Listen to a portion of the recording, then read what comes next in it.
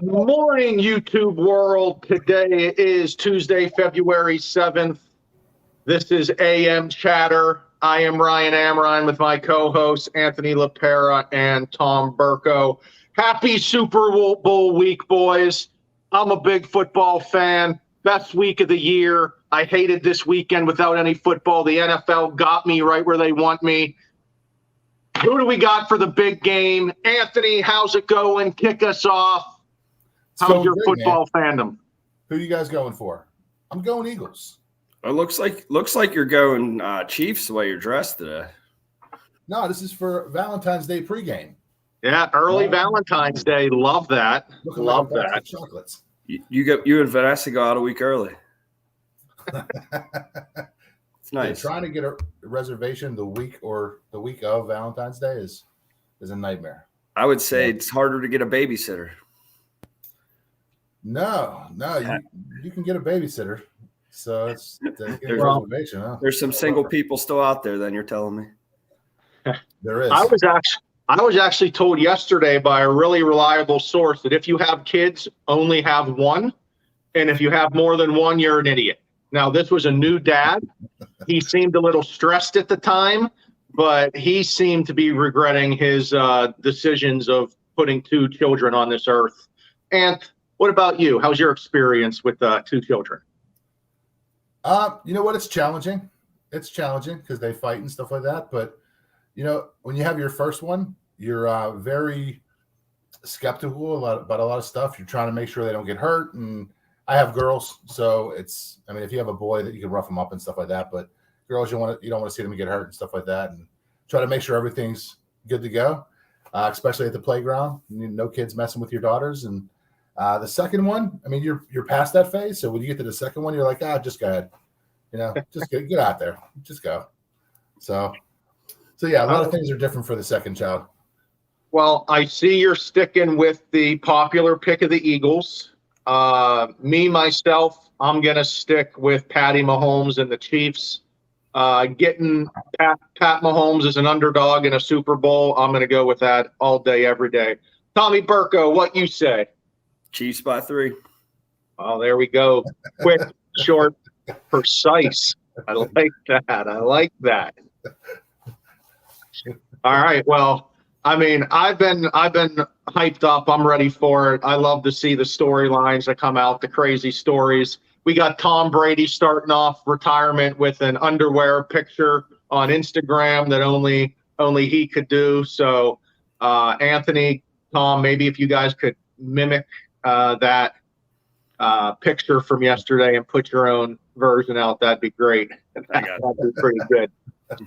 But what I really want to get into today, and this is so perfect because, it's real life experience, is a lot of first-time home buyers, when they come to me for a pre-approval, come to you guys, a big question is, will I get a survey when I buy my house? A lot of folks think it's normal to get a survey. Back in the day, it was much more normal to get a survey, where now I find it very, very rare for a survey being one of the inspections to be chosen.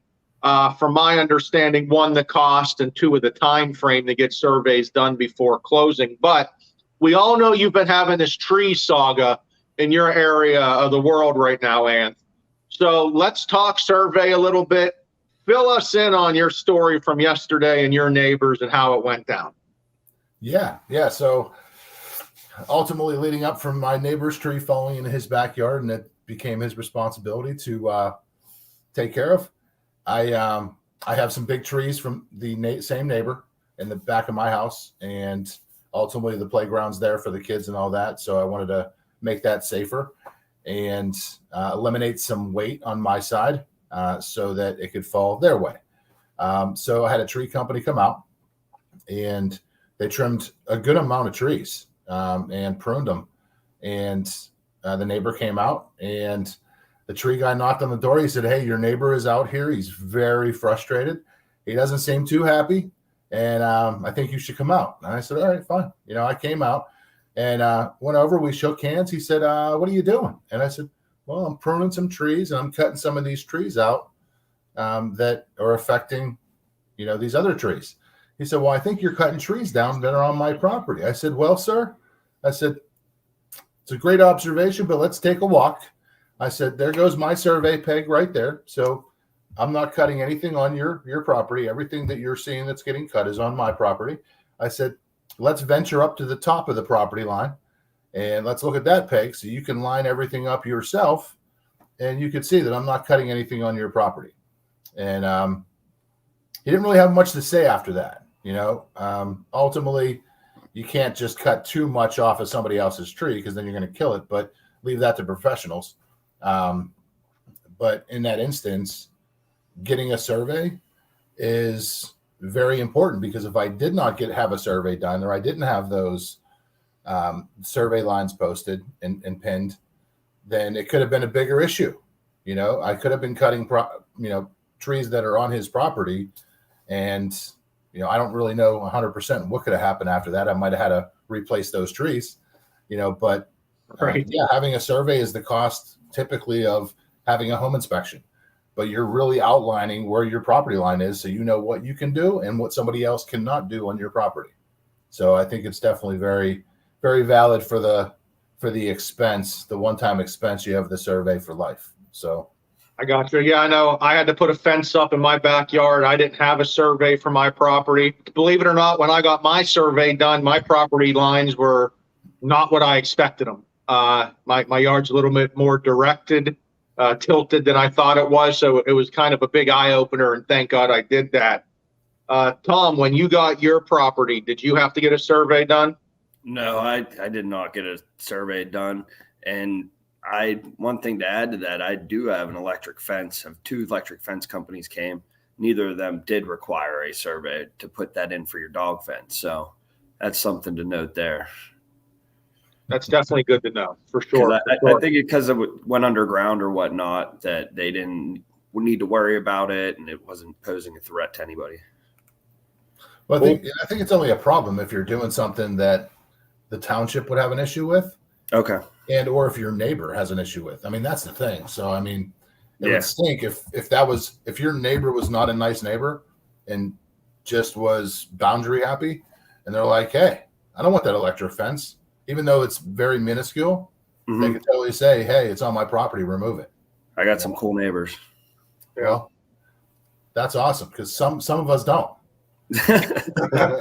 Well, I mean, I think in that survey is meant to protect you, right? To make sure you don't go out and spend money to do something and then find out, oh, you put an addition on that's on your neighbor's property. You put a fence up that's on your neighbor's property. You did this, you did that it's going to end up costing you dollars in the end.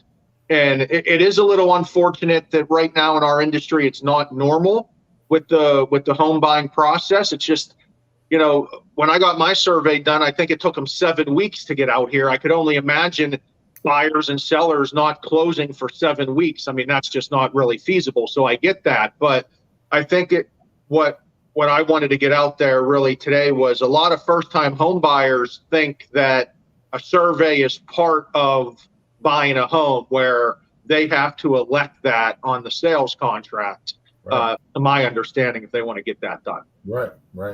And ultimately, they can get it after the fact as well, but they have to have an understanding. I think a lot of people just look at what was previously put there and just assume, hey, that's my property line.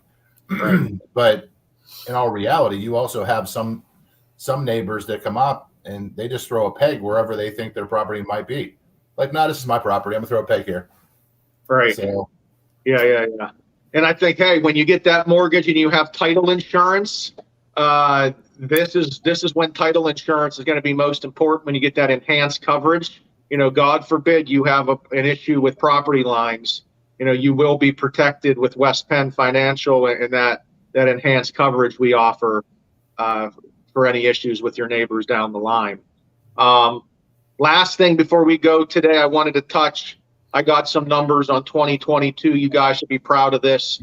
We did close over 95% of our loans originated in 2022. So I just wanted to congratulate you guys on that. Tom, wake Belle up. Tell her we need to get excited for those news. That's great info, but gorgeous dog you got there. She's being a good girl. All right, boys, that's all I got for a warm Tuesday here. We're through the cold. Have a great one and go get them. All right, buddy. See you guys. Later. All right, see you guys.